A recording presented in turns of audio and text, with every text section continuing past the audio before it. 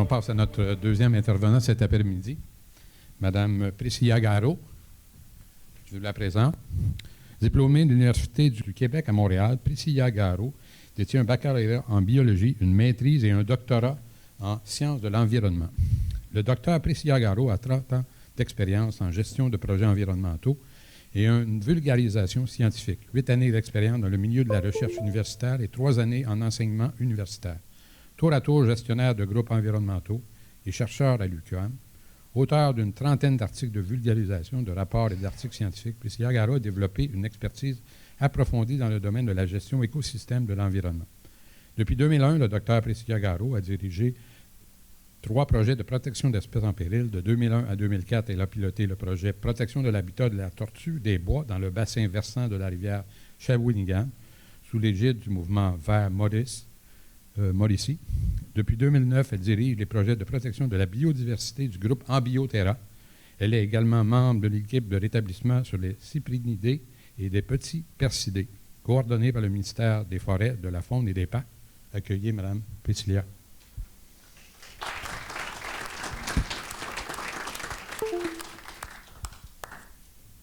Alors, on a vu, dans le fond, qu'on est en plein changement climatique, évidemment. Donc, en Bioterra, on fait depuis 2009 des projets ciblés pour protéger la faune aquatique, notamment au niveau des espèces en péril en Montérégie-Ouest. Donc, c'est selon les recommandations des équipes de rétablissement, mais aussi, ça permet aussi, dans le fond, d'appliquer des actions pour la résilience au changement climatique. Donc, en Bioterra, on est un organisme qui existe depuis 21 ans. On est concentré depuis 2009, comme je le disais, dans les régions ici pour protéger les espèces en péril, puis on s'est spécialisé en protection des poissons. Donc, notre mission, c'est de protéger la biodiversité. Donc, dans ma présentation, dans le fond, je vais vous faire une présentation globale de notre projet. Les plans de protection, comment qu'on les fait, parce que le territoire est vaste, donc comment cibler les zones prioritaires et, dans le fond, la mise en œuvre, l'accompagnement notamment des agriculteurs vers des pratiques moins dommageables pour les cours d'eau, mais aussi qui permet, dans le fond, d'être résilient au changement climatique. Donc, les espèces cibles de nos projets, c'est ceux qui, dans les zones qui restent. Donc, c'est le dard de sable, le feuille roche-gris, le méné d'herbe, l'anguille d'Amérique, le bec de lièvre, la lamproie du Nord et le brochet vermiculé, que le ministère de la Faune, pour le ministère de la Faune, jusqu'à à peu près il y a 7-8 ans, était disparu du Québec. Mais finalement, Pêche Océan a donné un mandat à une firme de consultants et ils en ont retrouvé. Seulement à Saint-Anicette et Dundee. Donc, c'est la seule région du Québec où il reste de ce type de brochet-là. Donc, dans le fond, nos projets, moi, je viens de la maîtrise et du doctorat en sciences de l'environnement de l'UQAM. Donc, je suis spécialisée en approche écosystémique. Donc, on a toujours à peu près la même méthode. Donc, un volet acquisition de connaissances pour cibler, évidemment, nos zones d'action. Après ça, on y va avec l'action en soi, donc l'accompagnement des propriétaires privés, puisque ici, sur le territoire, 98% du territoire est de teneur privée, et la sensibilisation des intervenants prioritaires, donc les municipalités, les MRC qui appliquent les lois et règlements. Un plan de protection, dans le fond, on utilise une méthode qui a été développée par dans le fond, une scientifique de conservation de la nature à l'origine, qui est maintenant, elle a fondé Corridor Appalachien. Puis, dans le fond, on analyse, dans le fond, la revue de la littérature, les données du Centre de données sur le patrimoine naturel du Québec, les données qu'en Bioterra, on a été, dans le fond, collectées sur le terrain, donc des inventaires de poissons, caractérisation de bandes riveraines, etc. Dans le fond, on met ça dans grosso modo, dans un logiciel d'informatique, donc ArcGIS, et ça nous donne des zones prioritaires. Donc, après ça, on va chercher les lots et les noms des propriétaires à sensibiliser en priorité. Donc, au niveau de la localisation, dans le fond, il reste les espèces en péril ciblées dans peu de cours d'eau en raison de la contamination des cours d'eau. Donc, il en reste dans le fond, dans la rivière Châteauguay, seulement dans la zone entre la frontière avec les États-Unis jusqu'à Ormstown. Et pour la rivière des Anglais, il en reste du fouille-roche gris, qui est une espèce de poisson en péril de la frontière encore jusqu'à Saint-Chrysostome.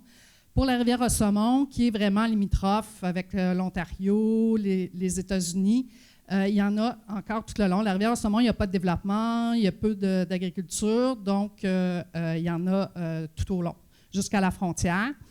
Et il y a la rivière Trout, donc qui est assez belle jusqu'à ce qu'elle se jette dans la rivière Châteauguay.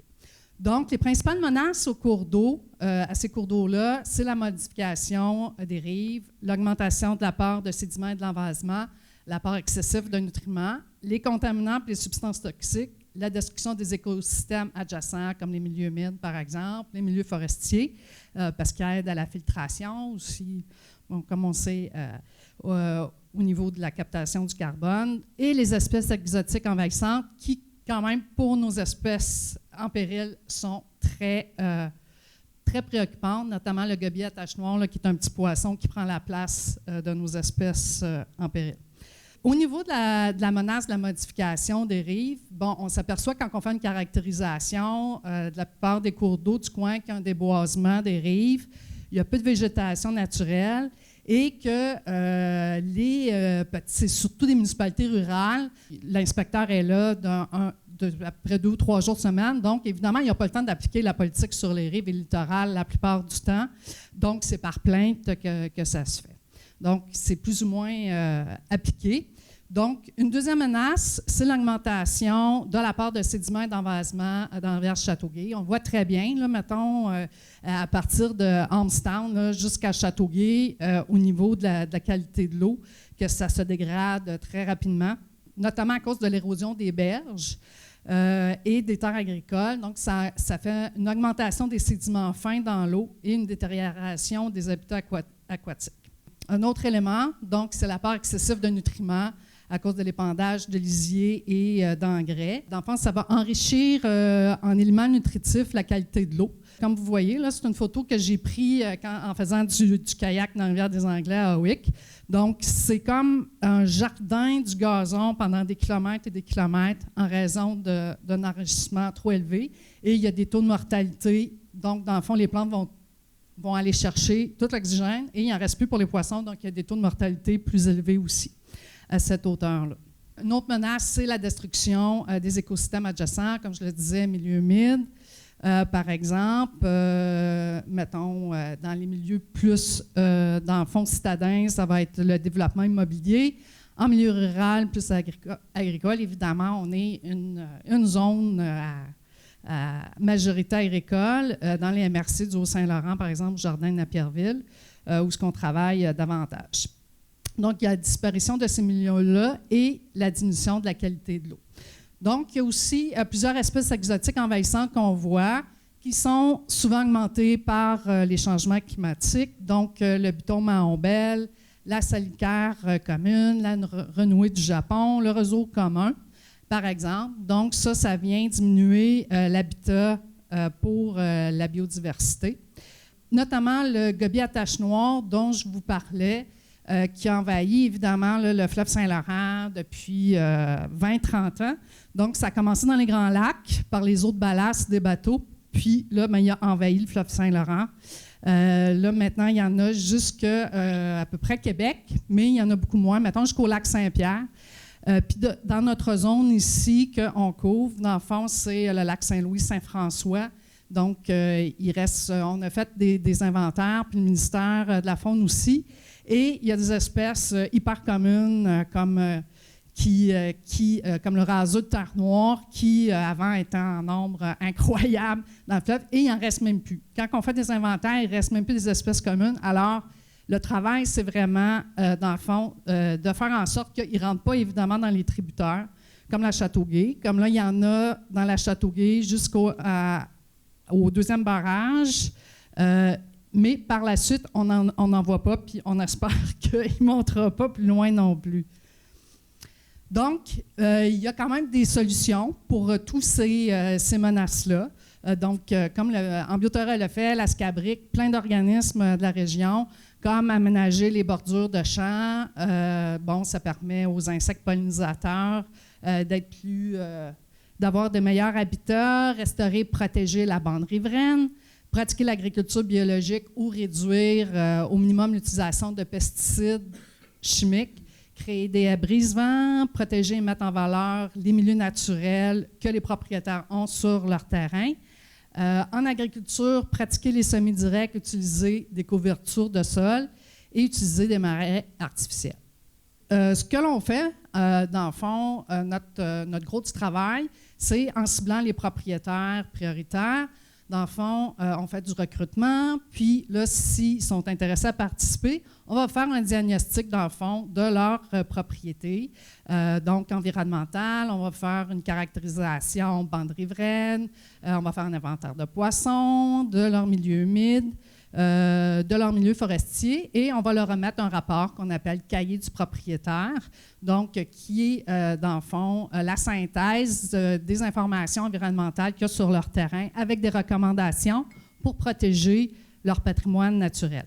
Donc, par la suite, dans ces recommandations-là, s'il y a des aménagements réalisés, on va leur suggérer des plans d'aménagement de bandes riveraines, par exemple, ou des haies-brisements, et on va les accompagner pour aller chercher du financement pour réaliser ces aménagements-là, ou s'ils veulent protéger à long terme leur terrain. C'est des images qui représentent la partie inventaire faunique, caractérisation des milieux humides, et des aménagements qu'on a faits au niveau des bandes riveraines, au niveau des haies brise-vents et au niveau des contrôles des espèces exotiques envahissantes. Restaurer et protéger la bande riveraine, c'est important parce que ça permet d'améliorer la qualité de l'eau, de minimiser la perte de sol par ruissellement ou par décrochement et de favoriser la faune, notamment les pollinisateurs et les ennemis naturels des ravageurs de culture. Créer des brise-vents, ça permet de réduire l'érosion éolienne, d'améliorer la qualité de l'air, de protéger les cultures des vents dominants et de réduire la présence de contaminants dans le sol. Donc, en Ambioterra, depuis 2014, on a planté à peu près 5000 arbres, restauré plus de 12 km de bandes riveraines, séquestré 398 tonnes de CO2 avec nos projets. Donc, la conservation volontaire, c'est quoi? Dans le fond, c'est que le propriétaire volontairement met en application les recommandations pour protéger son terrain. Pourquoi le faire? Bien, on a entendu là, toutes les conférences de ce matin. Pourquoi? Bien, c'est tout simplement pour notre survie.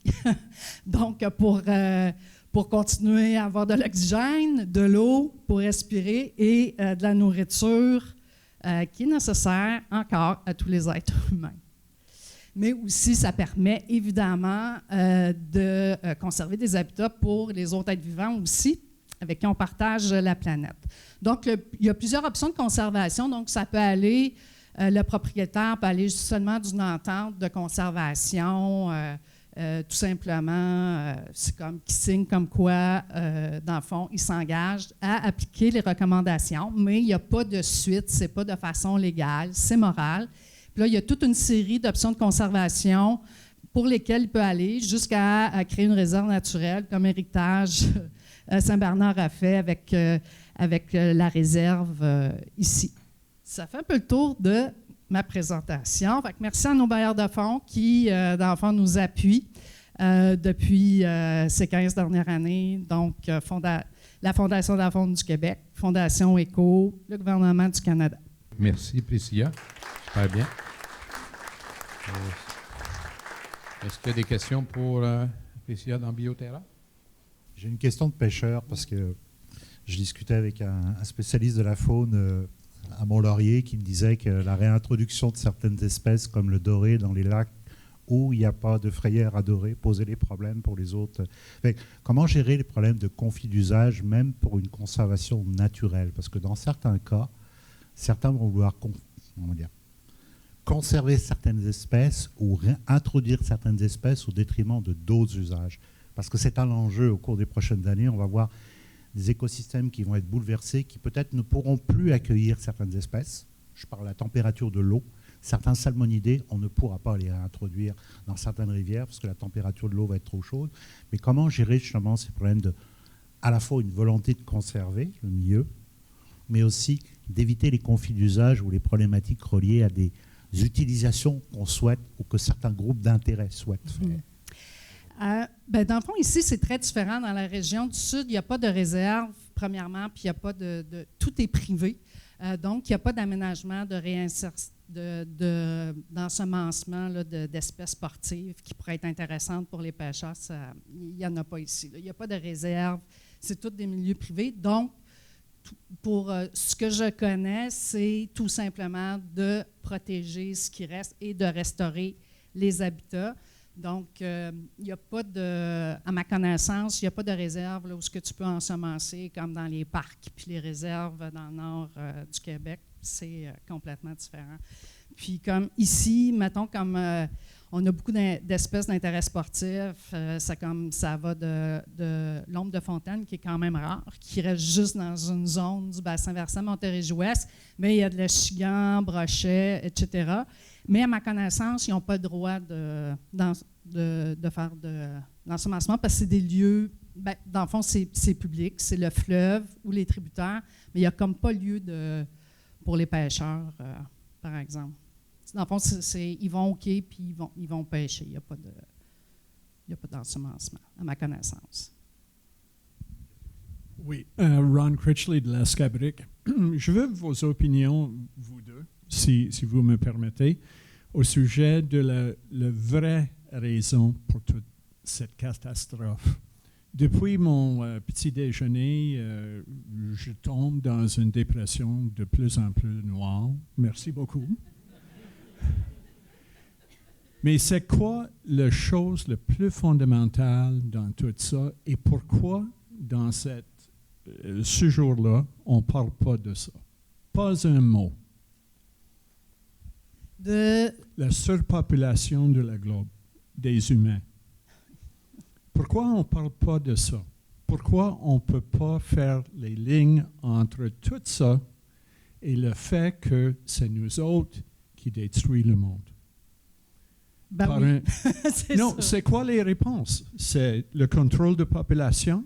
Puis notre gouvernement est très bon, soit provincial, municipal, du MRC, de national, de dire couper les gaz de carbone. Coupe ça, coupe ça, coupe ça. Mais est-ce qu'il n'y a jamais des politiciens, des diplomates de le plus haut niveau qui disent un à l'autre, d'un pays à l'autre, coupe la population? Ou est-ce que c'est trop correct politiquement de le ne pas dire? Non, nous, on ne travaille pas à cette échelle-là, évidemment. Donc, c'est probablement un des aspects, évidemment, de la problématique.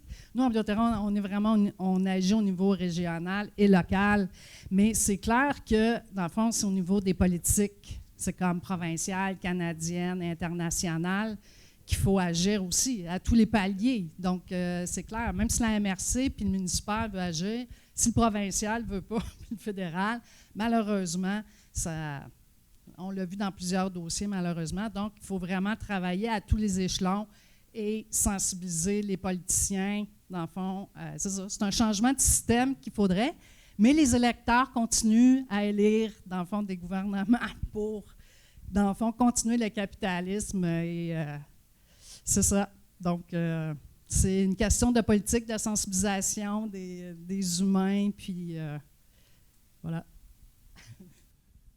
Mais, disons que j'aurais quelque chose à dire là-dessus. Peut-être qu'on est mal placés, nous autres, pour dire ça, parce que ce n'est pas les pays qui sont les plus populeux, qui ont le mode de vie qui détruit la planète actuellement. C'est nous, les Occidentaux, qui avons un mode de surconsommation. Puis on essaie d'exporter ça dans les pays pauvres, là. Alors, je pense qu'on a à se parler entre nous avant, là. Merci, Priscilla. Merci pour la présentation. Ah, ben,